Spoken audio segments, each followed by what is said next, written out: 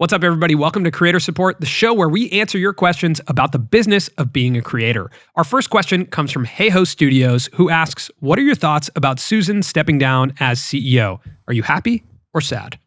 I'll be honest, I am a little bit sad. It feels like the end of an era.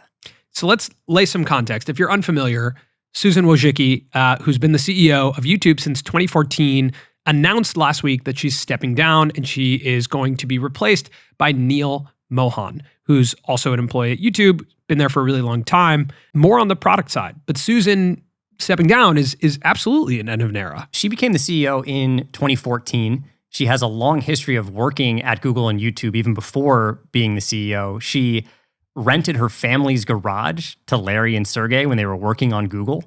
Like, that is an early contributor to this entire company. It's kind of crazy. It sounds like you've been reading my LinkedIn. Because this is Samir, I get news from other places, you know? It's not the only creator news source. My LinkedIn is the Samir, third best creator economy news source on the internet. It behind my LinkedIn and the published press. No, it goes Colin and Samir and published press are tied. Okay. And then my personal LinkedIn newsletter, and then my LinkedIn posts. Those are the top three. Okay, I'm going to save a gripe for later in the episode because I can feel one brewing. Okay, so in 1998, like you mentioned, Susan rented her family's garage to the Google founders, which is how she met them. That's so crazy. In 1998, she was Google's 16th employee and their first marketing manager. But this is the most important, and I think something that all creators should know, is that she's actually referred to as the mother of AdSense, someone who really pushed for developing out the ad business of YouTube and figuring out the revenue share between the platform and creators.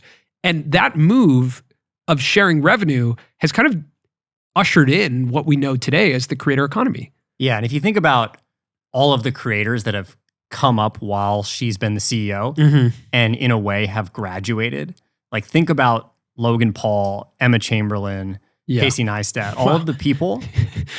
Opening with Logan Paul there is aggressive because he also caused her a lot of 100%, controversy. But and like, it feels to me almost like she is the principal of the school or something. Yeah. And some of the students are troublemakers and have caused trouble, but then they graduate. Yeah, and they defined the era. Like, I mean, Casey Neistat, I think also is a big creator who emerged in this era. Rhett and Link, like, really found success. But I think this era was defined by the payouts to creators. You know, you look across all the platforms, you know, it's the only platform that's paid this much out to creators. Actually, the stat is, you know, from 2018 to 2021, YouTube paid over $30 billion to creators, artists, and media companies. That's a lot of money to pay out to publishers of a platform. I think no matter what, everyone's always going to, you know, there's going to be a contingent of people that's probably the most outspoken and loud that doesn't like the CEO. That's going to happen with Neil too. Like, people are going to be upset with the CEO. I think famously people are upset that Susan, you know, under her era removed dislikes, which is like the funny, because it's like one of the biggest, you know, feature changes outside of YouTube Shorts. Can I say something about that? Yeah. I have not missed dislikes. No, I don't mind it. And that's coming from someone who has never disliked a video, so take that with a grain of salt. I think I have. But like, I'm not an active disliker. Right. I don't put energy into disliking. Sure. So I haven't even noticed it. I did like that it was like a, you know, credibility check on the video. Like, if the community was like, this is not a good one, like, you could quickly see it. I digress. What I really liked about Susan was the way she showed up with other creators, specifically Ludwig.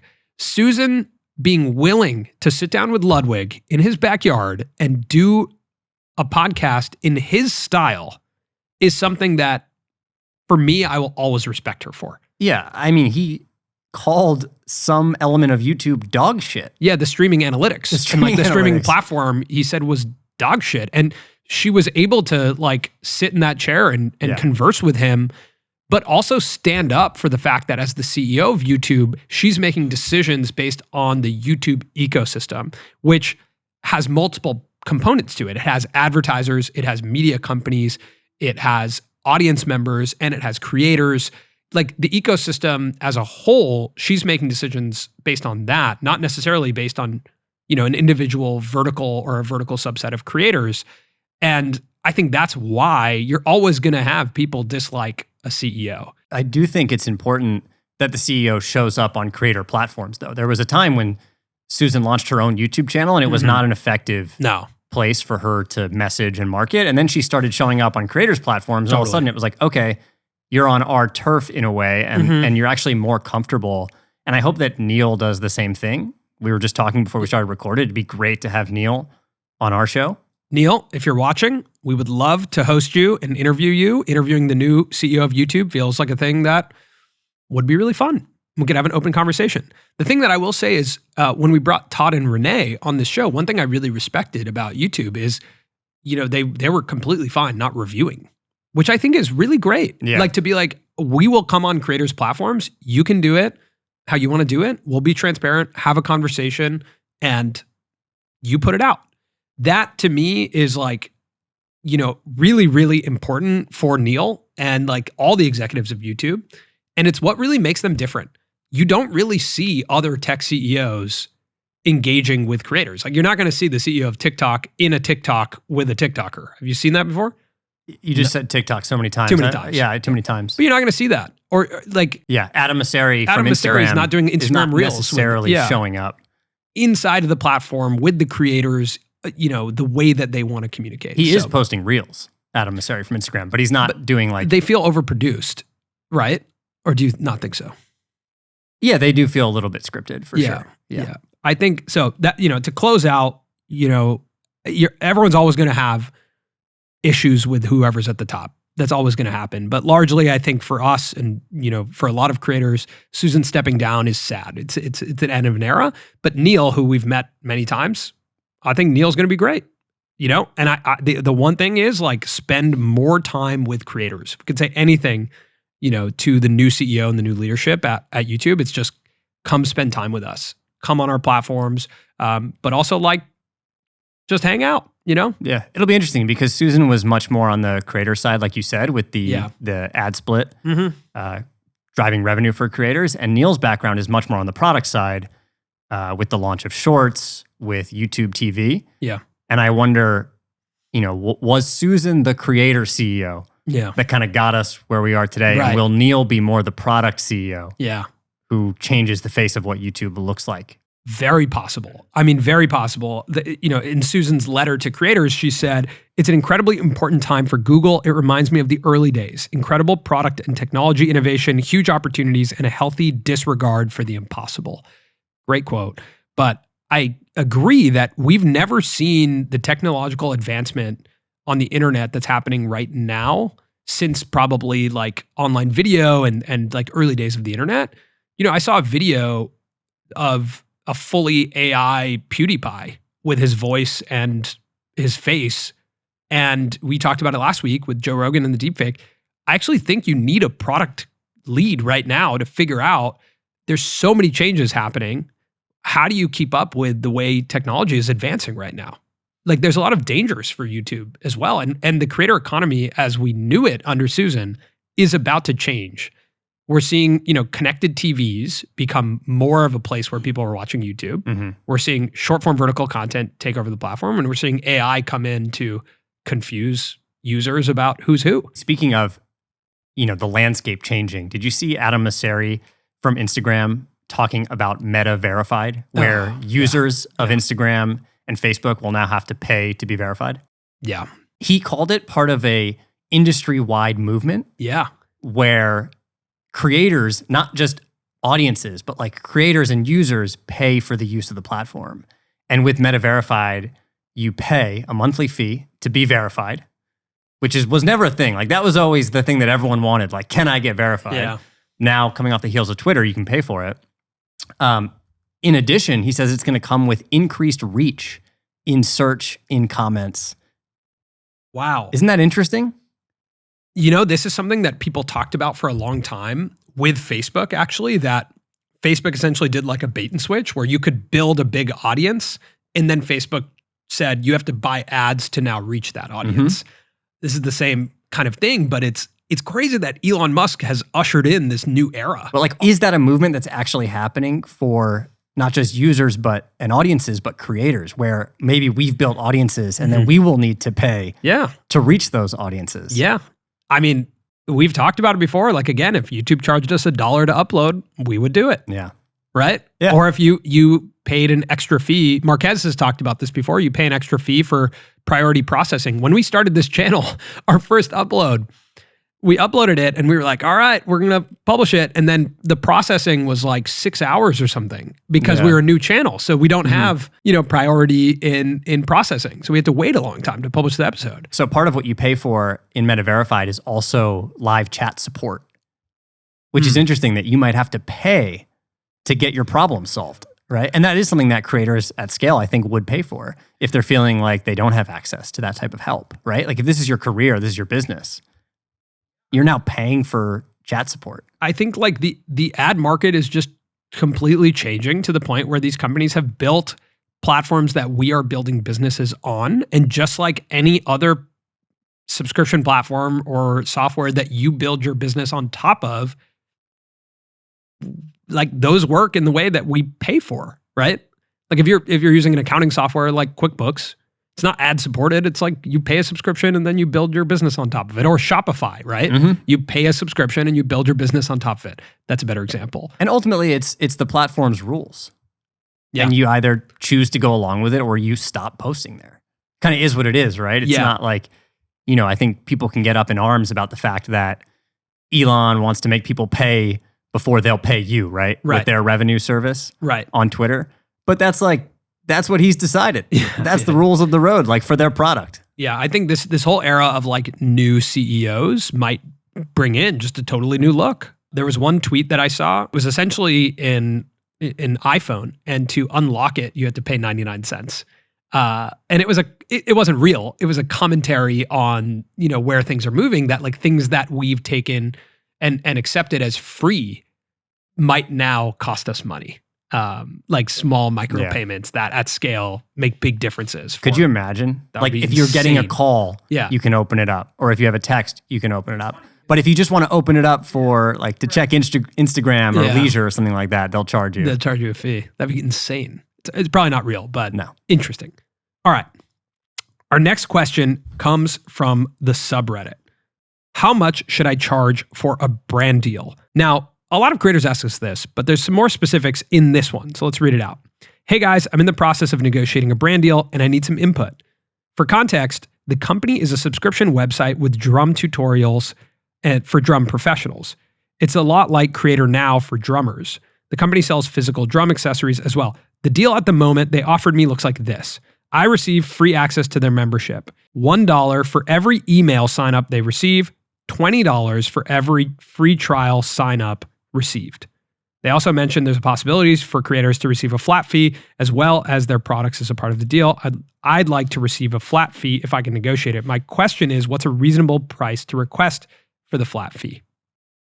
This is a good specific example that we can talk through because this question comes up a lot. How much do I charge for a brand deal? How do I come up with that? First thing I'll say is that I do think as the creator, it's right to look for the flat fee. For sure. Because if you're posting about a brand, you're taking the upfront risk. Like you're putting in the work to make that video and you're messaging to your audience something that's not fully in the direction of your brand.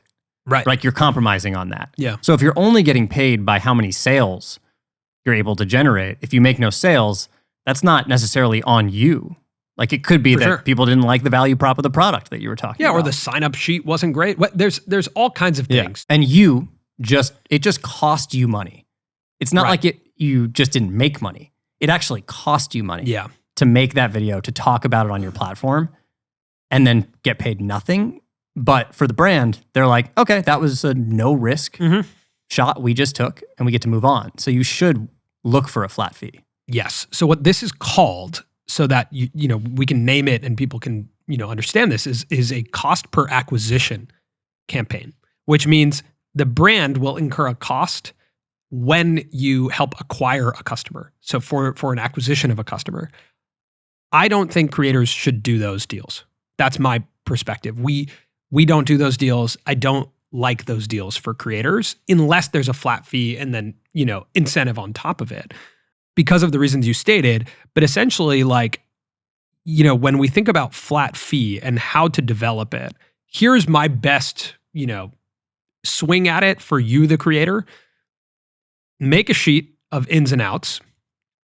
Write out on the outside the money that goes out of your bank account every month. Like, what does it cost you to exist as a creator? Whether that's like your Adobe subscription or your rent, or, you pay for a studio space, whatever those costs are. Even if you're an independent creator, you make stuff from home, put your rent in there. And then write down how many videos a month on average you make. And then to cover your out costs, right? So let's say it's $5,000 a month, you incur in expenses, and you make 2 videos a month. Then actually, ideally, if this is your full-time gig, you want to get to like $2,500 per integration, right? Each episode you're putting out, you want to make you at least $2,500. But that just covers expenses. That just covers your expenses. So I'm saying at least, right? Yeah. And if your viewership is not at a point where you can pitch to someone and they'll say yes to $2,500, you need to get your viewership up. You need to get your community to a place where it's actually valued at that. Or understand that you're working your way up. Yeah. Take less money. Yeah. You must be making money somewhere else to support this career. Right. And you're taking the deal with the understanding that this is helping to build your engine right now and your process. That's not how we value ourselves today, but it's how we valued ourselves when we started out. Because there was no other benchmark to figure out. We had not done a ton of deals. There wasn't other creators in our, subscriber or viewership base or our vertical to benchmark against. That's just how we did it when we started out. And we got to like, okay, based on our expenses in the market, we should be generating like, I think it was around that. Like if we can do 4 videos a month, like $2,500 a video, and no one was saying yes to that. So we had to supplement our income with other stuff. And we were speaking to a relatively general audience in the beginning. Yeah. Once you niche down, you have a better understanding of what companies are even willing to spend and what the market looks like. Right. Yeah. So a little bit more context on this creator, on TikTok has 10,000 followers, on Instagram 10,000 followers, on YouTube 2,000, on Facebook 2,000. I think, subscribers, I don't value as much as views per video. If I'm a brand, I'm looking at views per video, engagements per video. I'm looking like, do you have an engaged community? You could have 2,000 subscribers on YouTube, but get 100,000 views a video. I don't know. That would be a weird situation, but I would look more at that. But based on your general size, I think you're kind of up and coming. And I would suggest probably, maybe you don't if you don't need this deal, maybe just hold. Keep building the community until it's at a point where you can do a deal that reflects the type of money you want to make. Yeah, and it seems like at that stage, many times the value of taking a deal like that early on is again about process, figuring out what does it look like for you to integrate a brand, to message it to your audience, because that takes practice too. Like that does take practice. If that is what the business becomes for you, primarily advertising based, you need the reps and you need the practice of how do I actually do this? You're not going to get the huge rate right out the gate. Yeah. We did do our first integration in exchange for product with a blue light glass company called Felix Gray. And they gave us 2 pairs of glasses. And we went so hard on that video. And we made a full video about blue light glasses. And it's not very good, but we got practice being like, okay, that's not how we want to do brand deals. That's not how we want to do integrations. But we got a rep in. And it was pretty low risk because they give us product to do it. So like you do want to get practice. And then I think our first paid integration was $800 to just give you guys like a framework of where were we at. So just get started, but also understand you can exercise some patience and be like, I need to get myself to a point where my ad space is valued in a way that I want it to be valued. Now, on the topic of brand sponsorships, this comes from Anonymous. I made a video with a sponsorship a few months ago and the company still hasn't paid me for it. How can I get them to pay me and how do I prevent this in the future? Man, so this is a reality that we've faced, that a lot of creators we've spoken to have faced, where you do a deal with a brand and maybe they're supposed to pay you after 30 days, after 60 days, and they just don't. And it keeps going and you're like, what can I do other than email? Sometimes even have your manager or whoever brokered the deal email, and you're just not getting a response. They're like, okay, we'll look into it. We, at one point, had to get like saved by the agency we were working with. Yeah. Because we couldn't pay our expenses. We were waiting on one deal to come through and they just didn't pay. Yeah. And then luckily for us, the integration company we were working with was like, we'll spot you right now. Yeah. So now how we operate if it's going to be a completely new brand or new agency that we've never worked with before, so we're represented by United Talent Agency, who does a lot of our brand deals. What they do is they actually vet the company if they haven't worked with them before. But a lot of the value of working through an agent or a manager is that their familiarity with certain advertisers, and to be like, are they a good partner in this? Will they pay? Do they have a history of paying on time? That's actually something that's really important to evaluate. That can be evaluated through other creators. Like if you don't have an agent or manager and you're getting a brand deal offer, I would recommend asking them, what other creators have you worked with? And then trying to reach out to them via DM or asking them to introduce. Like you kind of need references if it's a completely new relationship, because this is a reality. There are companies that aren't very good at paying you on time. And, to understand the terms that are going to be in an agreement, oftentimes you'll see net 30, net 60, net 90. What that means is like essentially after the work is done, after you deliver the video, they will pay you 30 days after that, or 60 days after that, or 90 days after that. How we do it now, and how I would recommend you do it if possible, is to ask for a certain amount up front upon signing. Typically that's like 25%. And you can do these in installments just to safeguard yourself, and also be like, upon signing this deal, my expectation is 25% of the rate gets transferred to me. That's an immediate, trust building exercise of like, can I trust you? Do we have the payment stuff set up? And I'm not going to start the video until that payment comes through. Yeah. Now, the payment comes through, we've established a relationship, I will go to the next phase. So phase out the payments is also another good thing. All of this requires some level of experience, someone in the room who has experience with negotiating brand deals, right? Or like a very rock solid contract or lawyer who you're working with to review the contracts. Those are all important things. Now, what I've seen in the past and what I wouldn't recommend is taking to Twitter and tagging the brand, right, and calling them out. And I've seen this in the past. Yeah. And for me, I feel like that's just not an effective way to, number one, repeat business with that brand, which is a reality sometimes. Like payments come late, but then you continue working with the brand. Two, I feel like outward looking in, sometimes I see those tweets and I'm like, oh, the house is on fire. With like, that brand. With sometimes that creator. Or with that creator. Yeah. I'm like, oh, things are not going well. Sure. Not just financially, but like it's a little bit unorganized. It's messy. Yeah. A tweet just came out about your internal workings. Yeah. I always think it's better to just deal with that behind closed doors. Sure. Yeah. I think you need to have a really good system for vetting your advertisers, and that can be hard when you're first starting out, because you're like, I just trying to get this $800. Yeah. But again, I can't say this enough. Like, don't build your creator career on rocky ground. Like, don't come into it being like, I need this $800. Like, make sure you are in a financially stable enough position to slowly build, because this career takes time. And all of these things, like you might have to vet an advertiser and they don't have a good reputation, so you're going to have to say no. Yeah. That feels weird because they offered you a certain amount of money, but if they don't have a history of paying, you're going to have to say no. Yeah. Because it's going to be an uncomfortable situation. Or you have to evaluate if you want to take that risk and you're financially stable enough to be like, they don't have a good reputation. So just know your terms of your deal extremely well and ask the right questions of like, can we do an upfront payment?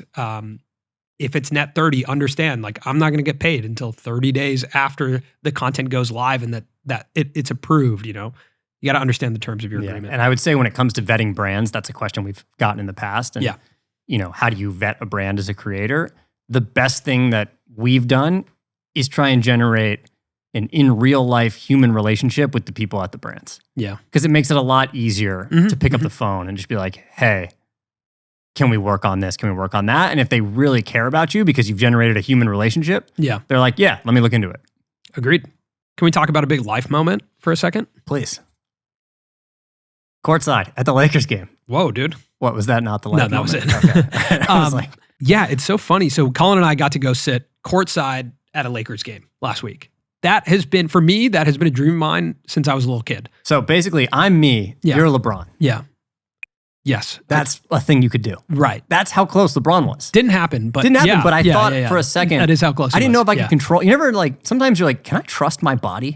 Like I know I shouldn't touch LeBron on the shoulder, But I could, and what if I just did? And I'm like, oh, I'm so sorry, LeBron. Sure. I didn't mean to, but when am I, we're right here. Yeah. I know you're in the game and I'm just watching. It was a surreal experience. Like there's been a few moments in our career that have been fully surreal. That was one of the most surreal for me, especially because of like, just, I always thought that would be a really cool thing to do. When we got there, so we were taken by the two founders of a company called Whaler. They're a creator agency. And we've developed a good friendship with them, good relationship with them. And they've actually recently challenged us to a paddle tennis game. So we're going to have to take them up on that soon. I think about that every day. Neil texted me this morning about it. So yeah, I think I'm playing. It's game on. On the morning that this episode comes out, I will have played. Oh my God. Yeah. Okay, great. So they take us, we go into this, like there's something called like the chairman's lounge that you go in. There's beautiful food and like it's incredible. You're like, this whole world exists. I didn't even know about it. Then we get taken out courtside. And during this process, I'm feeling a bit of imposter syndrome. I'm like, this is ridiculous. Like, why? Like it's crazy to me that we're sitting courtside. But as we start walking out, we start to recognize there's people like, it's like a creator economy who's who as we're stepping out. The founders of Spotter are there, who are a partner of ours. And a great creator economy company. And as we start walking, then Adam W. is there, another creator. We start walking, and this designer, Chris Bevins, is there, who we know, who used to work at Shopify. James Corden is there, and I'm like, James. We don't know James Corden. Yeah. And then Floyd Mayweather is there, and I was like, Floyd. He's a YouTube boxer. Yeah. How you been? But it was a really cool experience to go sit out there and like, I don't know, just like experience that whole thing and have peers that were also there. That was crazy. Yeah, I think one of my favorite moments outside of just watching the game was a guy who works for the Lakers. In their social media department, comes up with his like C300 and his headphones on, and he's like, "What's up, guys?" Like, he was excited. So cool that you're here. That was cool. Those are like to know that those people are in our audience is so cool. Like creators who are working for companies like the Lakers. Yeah. That's crazy. I also have a video that I took sitting courtside that I think we should show of LeBron airballing. Okay, so if you're listening right now. If you're listening, you should come over to YouTube and watch it. Come over to YouTube. Yeah. It's playing right now on the screen. You're a Lakers fan. I'm a Lakers fan. So by the way, I am surprised that you just didn't delete this file. I was close to deleting it, but then I was like, this is a rare video. This is like an NFT. I could sell this thing. You could, yeah. But I don't want to. Maybe I should even watermark it while it's up because it's such a rare video. Maybe. Although I don't know if you want to be attached to this. No, I'll put your name on it. Please no. All right. Next question. This comes from Creator Pad on our subreddit. What is the best way to grow a newsletter? Aside from modeling after the pros, CNS crew, shout out to Hannah. Hannah's our writer for the Published Press, one of two writers. What is the best way to grow a newsletter? So this is a really good question. And I think we are seeing like a lot of newsletters pop up right now. And like Ali Abdaal has a great newsletter. Jay Alto has a great newsletter. Like a lot of creators are developing newsletters. And what we found, like let's first maybe take a step back and talk about our newsletter, why we decided to make it, and then the process of growing it. Because we've had a lot of interesting experiences with that. Okay, so our newsletter, the Published Press. Mm-hmm. The first thing when I think about the Published Press is that because we send it 3 times a week, we can cover way more creator stories. Yes. It just takes us a really long time, as you can tell, to make a YouTube video on our main YouTube channel. Yeah. Now, luckily, we have this channel and this outlet, this podcast. But it takes a while to talk about a creator, let alone to interview one. I mean, setting up an interview can take months. So this is an opportunity for us to cover the space 3 times a week, potentially cover 3 or more creators in each issue, and also include job listings, interesting little things. You know what's crazy? The amount of emails we get that say, hey guys, just want to let you know, I got my current job because of your newsletter. That's crazy. Yeah.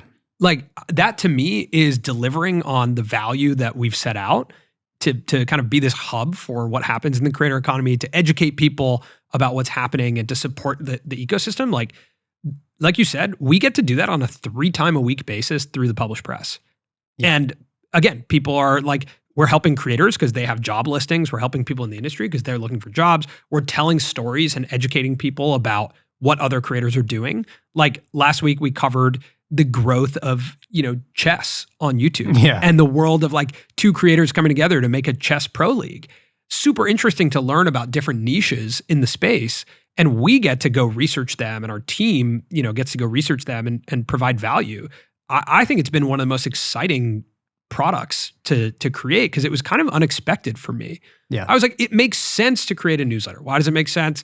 Because we have a direct relationship with an audience. We're not, bound by a title and thumbnail. We have to have a good email subject line, but they've given us permission to be in their inbox. Like I wrote about this on LinkedIn. Can I say that? I wrote about this on LinkedIn. But the difference between permission and interruption, YouTube is heavily based on interruption. We need to create a thumbnail that's going to stop your scroll. Like you're on YouTube and we need to be like, stop, look at this, click here, Yeah. Even if you've subscribed to us, we still have to do that. It's not automatic going to you as a subscriber. Of course. If you are signing up for our email, you're saying, hey, I'd like to receive stuff for you.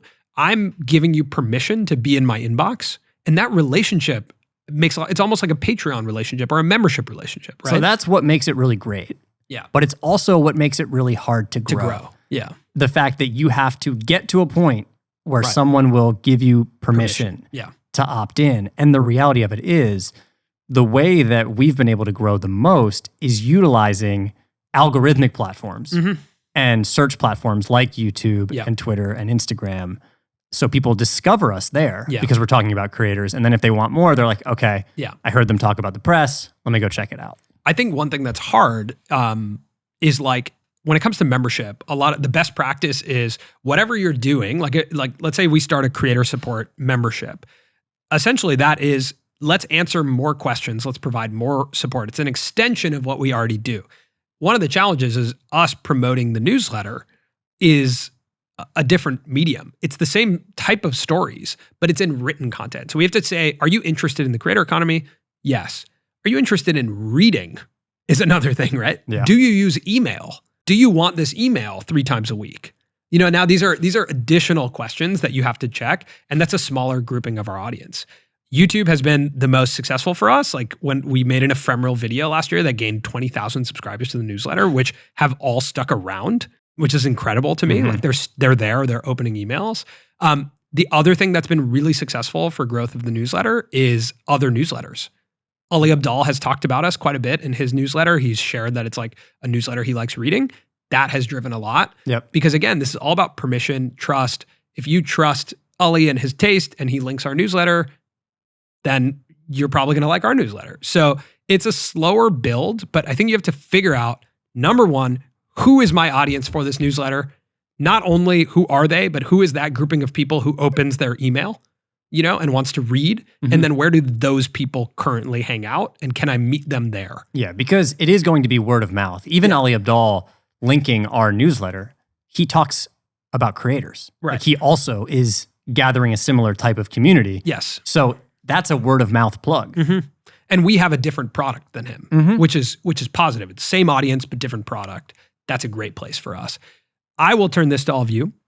If you guys have ideas, if there's like growth marketers out there or just creative people who have ideas about how to grow a newsletter, we're working on growing the list for the Published Press.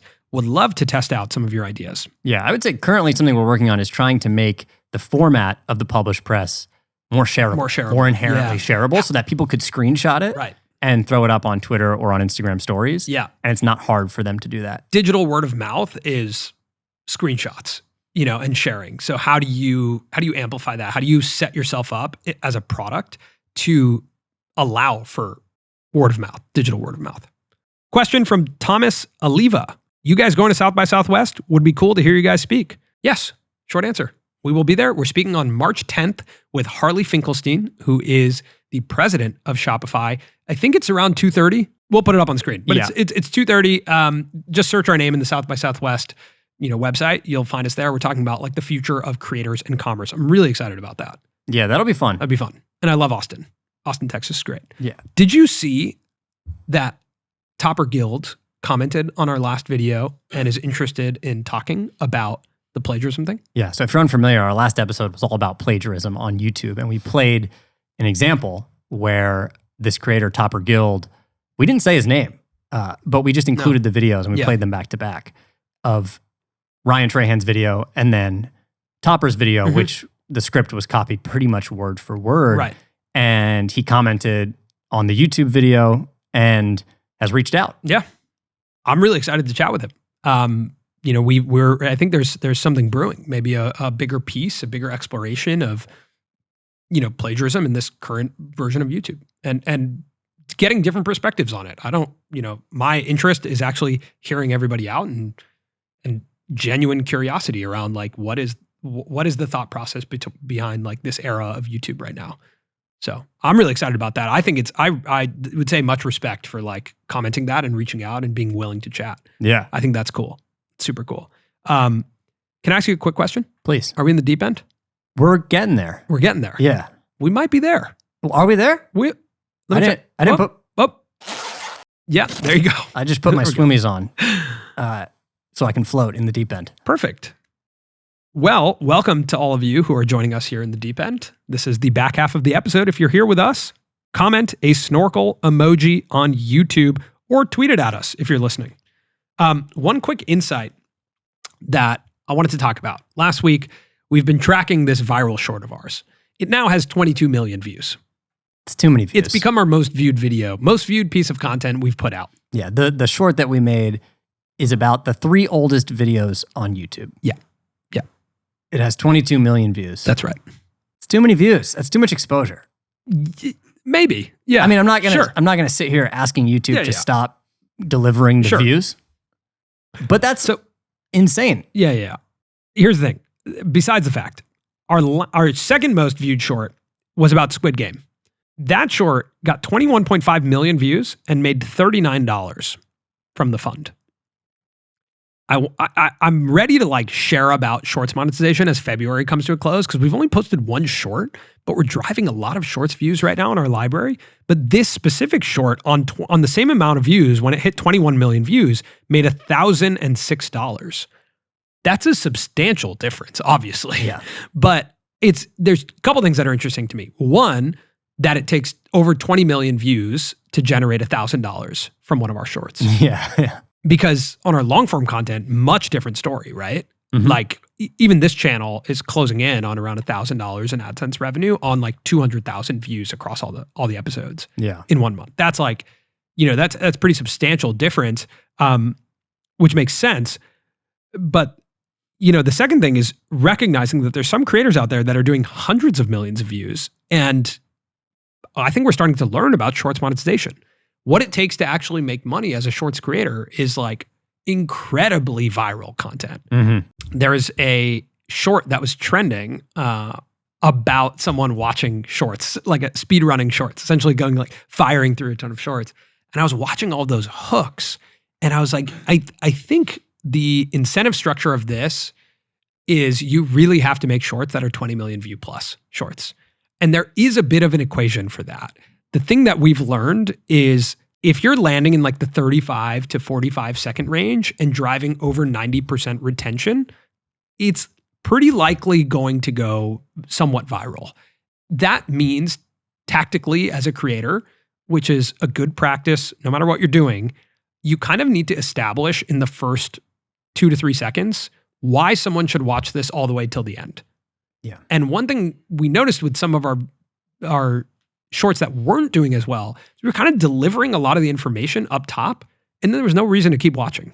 Yeah. So just as like an insight that I wanted to share with everyone, like sounds really simple, but write out a framework that actually means someone has to watch till the end. Yeah, I mean, the 3 oldest videos on YouTube is the one we gave as an example. And in that example, you have to wait to watch all 3 videos to find out what they are. And the videos get increasingly older. Right. As the short goes on. Mm-hmm. So that'll get you to around 35, 40 seconds. Yep. My cold plunge got delivered last night. Oh, wow. I'm going to set it up and I might become one of those guys that's like, this is day 1 of my 100-day cold plunge journey. Man. Here's my health benefits. Here's what's changing in my life. And then I'm just going to eat liver exclusively. I'm going to start eating raw liver and I'm going to talk about it on my LinkedIn. That would be my least favorite version of you. I did a cold plunge on Saturday night. Nice. And I came out of it and I went to a place where you kind of rent it, right? Like 30 minutes or whatever. I don't have my own yet, but I might. And I came out and the guy was like, how was it? And I was like, I had to convince myself that I wasn't going to die. And he goes, I know. I can't believe people pay for this. I was like, really funny. I paid for this. That is funny. That's insane. But it did feel amazing. It was funny because the guys who delivered it to me, they put it in my backyard. I was like, thank you so much. And they go, so is this just kind of like a tub that you fill with cold water? And I was like, that's right. And they were like, people are crazy. Huh? Like Los Angeles, and man. I was like, yeah, you're right. We're all a little crazy. Yeah. So, all right, cool. Well, thanks for watching this episode of Creator Support. If you guys have more questions, you can join our Reddit, r/Colin and Samir. You can ask a question there. You can tweet at us. You can also comment on the YouTube video. Also, I love video questions. Yes, video questions. So send us a video question. It can be on Twitter. It can be in our subreddit, r/Colin. What? Huh? What? Wait. And we'll see you next week. See ya.